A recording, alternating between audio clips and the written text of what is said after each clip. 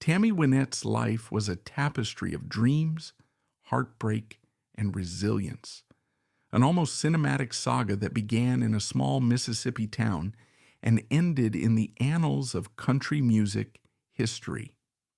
She was born in 1942, deep in the heart of Mississippi, where winding dirt roads gave way to cotton fields, and country tunes drifted through the air like promises of a better tomorrow. Even as a newborn named Virginia Wynette Pugh, she was connected to the music that would one day make her famous. Her father, William, introduced her to the piano before she could even walk, gently placing her tiny fingers on those smooth black and white keys. There's something almost mythical about that image now. This man, knowing his time was short, passing on a passion for melody to a baby girl who would soon captivate the entire world with her voice. When he died of a brain tumor in 1943, she was only 9 months old, far too young to remember him. But that early spark, that faint memory of her father's music, never left her. It was as if her destiny had been sealed right then and there in that small Mississippi home filled with mourning. Left motherless in practice, though not in fact, she was handed over to her grandparents to be raised on a rural farm. Life was raw and simple. Early mornings in the fields, quiet nights under the stars, and never quite enough money to live comfortably. She was surrounded by a family that worked hard but still never seemed to catch up. There was no modern luxury, no electricity, no running water, just the relentless routine of chores and the silent persistence of poverty. But even as a child, she had a glimmer in her eyes that suggested there was something bigger out there. She might have been small, but she was determined. In the hush of that farm, she could almost hear music calling her name, as if the faint echo of those piano keys played just for her, pushing her toward something more. By the late 1950s, that restless, adventurous spirit was in full bloom. She was no stranger to risk, and she certainly wasn't going to let a little thing like rural life tame her. She took up smoking, which was scandalous enough, but she also dared to fall into teenage romances that set tongues wagging around town. The gossip traveled fast, that Virginia Pugh was up to no good, maybe even getting herself engaged to some boy named Billy Cole before she'd finished high school. It was a headstrong move, emblematic of the fierce independence she'd exhibit throughout her life. She might have been doing typical teenage rebellion, sneaking cigarettes, daydreaming about a better life, but beneath it lay a genuine desire to break free from the limited horizon she'd grown up with. She wanted more, and she believed she deserved it. While that early engagement didn't last, the brief romance with Billy Cole was merely a sign of things to come. By 1960, she had set her sights on someone else, Upal Bird. He was not a wealthy man, or even necessarily a supportive one, but at the time marriage was an immediate escape from her mother's restrictions and the stifling feel of rural Mississippi. She was around 18 or 19 when she stood by Bird's side and said, "I do," despite her mother's vehement warnings. Maybe it was love, maybe it was rebellion, or maybe it was simply the need to rewrite her own story. One thing was certain: that vow would spark an entirely new chapter of hardship and grit. The earliest days of her marriage to Upal Bird were, by most accounts, a special kind of struggle. The newlyweds lived without electricity, without running water, without heat. Poverty had never been far from her experience, but now it was a daily confrontation. She moved from place to place as Upal swapped one low-paying job for another, and the two of them tried to piece together some sort of future. Soon, she gave birth to 2 little girls, and her responsibilities multiplied tenfold. Yet somehow, in the midst of changing diapers and making do with next to nothing, she nourished a dream of music, some private hope that she could still create the life she wanted. She had an innate sense that singing might just be her golden ticket out of desperation. She did anything and everything she could to keep her family afloat. She enrolled in a beauty school, learning how to wash, set, and style the hair of her neighbors for whatever meager wages they could pay. She worked as a waitress in bars, staying late into the night, hearing the jukebox spin classics that made her heart ache for a spotlight.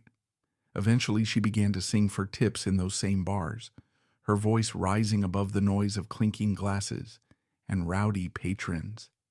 It was there, in those dingy, smoke-filled rooms, that she first discovered the power of her own voice, the raw magnetism that could make drunken strangers put down their beers just to listen.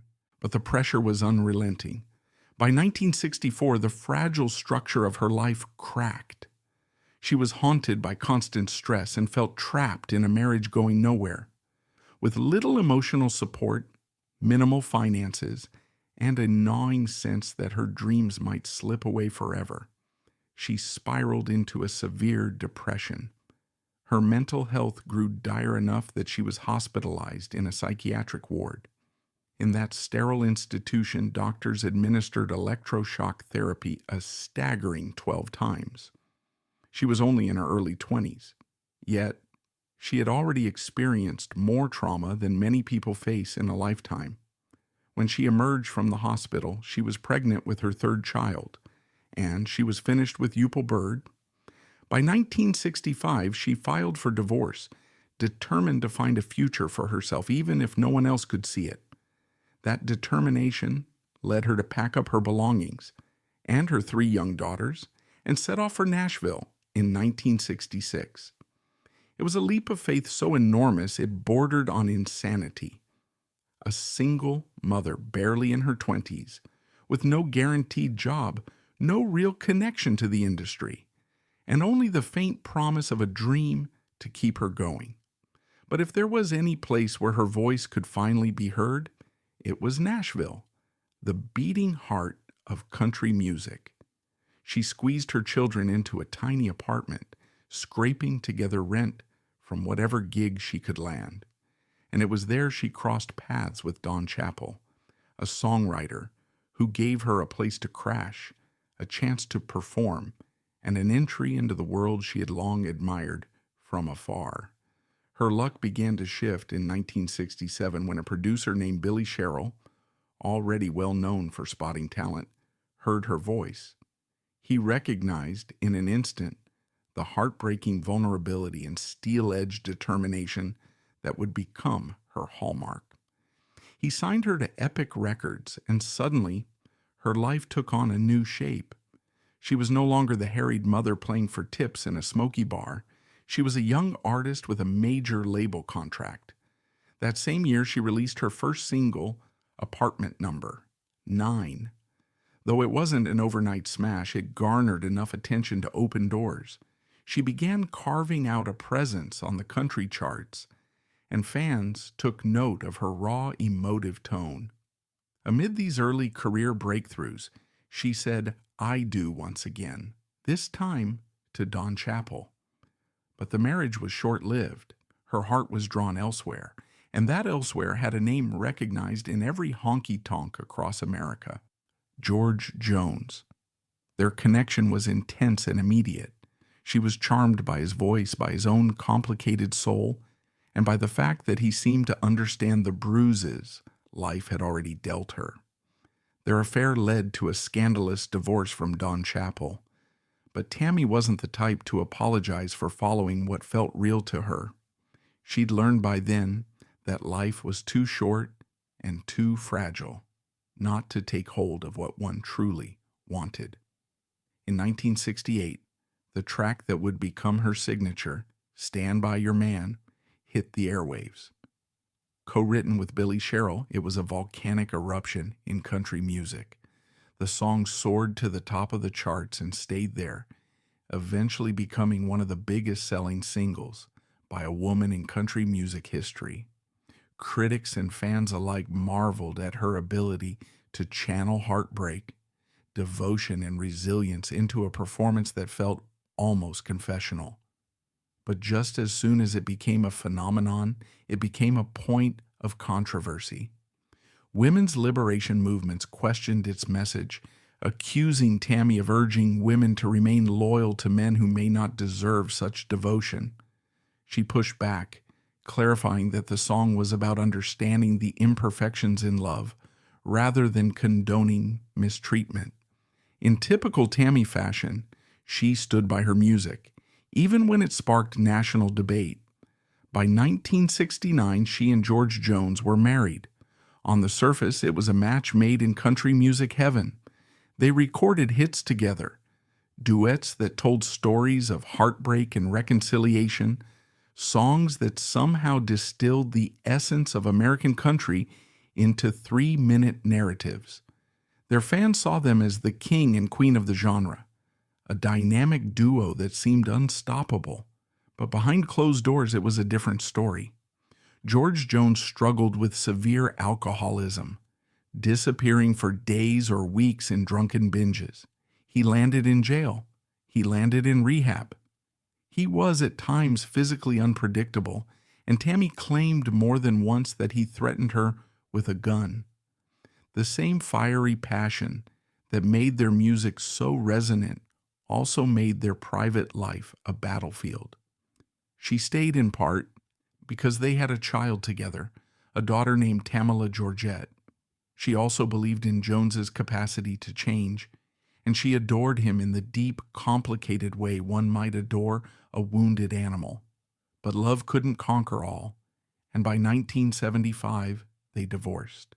Despite their split, they continued performing and recording together, showing up on stage as if their personal drama only added to the emotional weight of the songs. Fans might not have known the extent of the chaos, but they could sense that what they were hearing wasn't manufactured. The heartbreak was real. Meanwhile, Tammy faced a medical crisis that would shadow her for the rest of her life.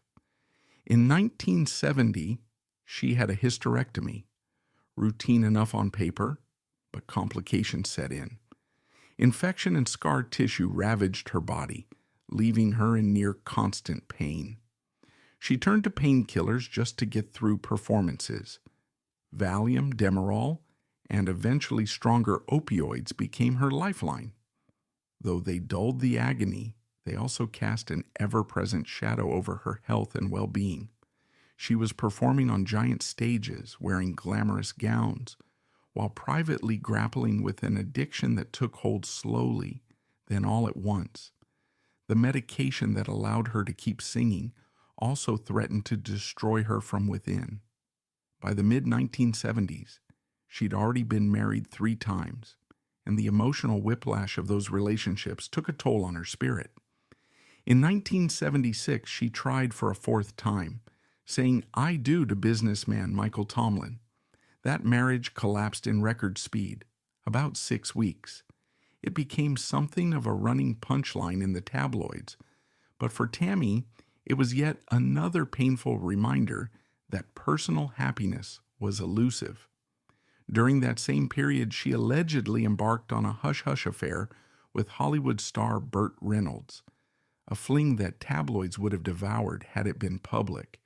Despite her stardom, her life read like a soap opera, with one dramatic revelation after another. Then, in 1978, came George Ritchie, a manager, songwriter, and the man who would become her 5th and final husband. At first, he seemed like a stabilizing force, someone who understood both the demands of the music business and the fragility of her health. But even that union was overshadowed by bizarre, unsettling events. Later that year, Tammy reported that she'd been kidnapped and assaulted by a man who abducted her in a parking lot, beat her, and left her bruised and terrified. The police never found the assailant, and the case went unsolved. In the years that followed, one of her daughters publicly questioned the entire story, suggesting that George Ritchie himself might have orchestrated or carried out the attack. To this day, the truth remains murky, lost to time and speculation. Despite all the personal tumult, Tammy pressed on with her career throughout the 1980s. She continued touring relentlessly, even as her health deteriorated to a point that would have ended most careers. She endured over 30 surgeries related to abdominal issues, many of them triggered by the complications of that hysterectomy years before. She often required intravenous drips backstage just to stay hydrated and manage pain.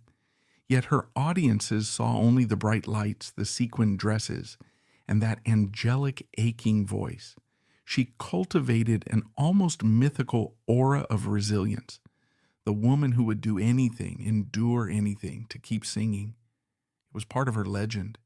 No matter how many times life knocked her down, she found a way to rise, microphone in hand, tears thinly masked by a show-stopping smile. By 1993, her body had had enough. Sometime after Christmas, she collapsed with crippling abdominal pain, slipping into a coma for several days. Fans across the country held their breath, fearing the worst. In an unexpected twist, George Jones, her ex-husband, her one-time tormentor, and longtime musical collaborator, visited her in the hospital. The gesture signaled something of a reconciliation, not romantic, but deeply human. After she pulled through, the two decided to record together again, an album that symbolized a kind of peaceful truce. Decades of chaos, heartbreak, love, and anger coalesced into a shared recognition that they were eternally bound by their music and their memories. But Tammy Wynette's body never truly recovered. The relentless strain of touring, the heavy reliance on medication, and the lingering complications from countless surgeries weighed on her. On April 6, 1998, at the age of just 55, she died on the living room sofa of her Nashville home. Official word attributed her death to a blood clot in the lungs, though, as with much of Tammy's life, the details were murkier than the official narrative suggested. In the months following her passing, speculation ran wild, and in 1999 her daughters demanded her body be exhumed for a thorough autopsy. The new report cited cardiac arrhythmia, basically an irregular heartbeat, potentially exacerbated by her pain medication, and fragile health. They even brought a lawsuit against George Ritchie, alleging negligence or worse, questioning the circumstances that led to her final moments. Legal battles ensued, claims were settled or dismissed, but the shadow of doubt remained. For her fans, however, these grim post-mortem details did little to tarnish the memory of the woman who had moved them so deeply. Stand By Your Man was eventually deemed the greatest country song of all time by CMT. Its soaring melody and unwavering message continued to resonate, even in a post-feminist era that might have otherwise dismissed it. That track, and indeed Tammy Wynette's entire discography, reflected something raw and universally human, the interplay of love and loss, strength and surrender, pain and perseverance. It was the sound of a woman standing before life's brutal storms without flinching, singing her truth regardless of who might disagree. Her legacy ultimately is complex. She's often remembered simply as a symbol of traditional country womanhood, the glamorous blonde in an elegant dress, singing about heartbreak and devotion. Yet the deeper truth of her life reveals a figure who was anything but one-dimensional. She knew rebellion from an early age, defying small-town norms and forging her own path.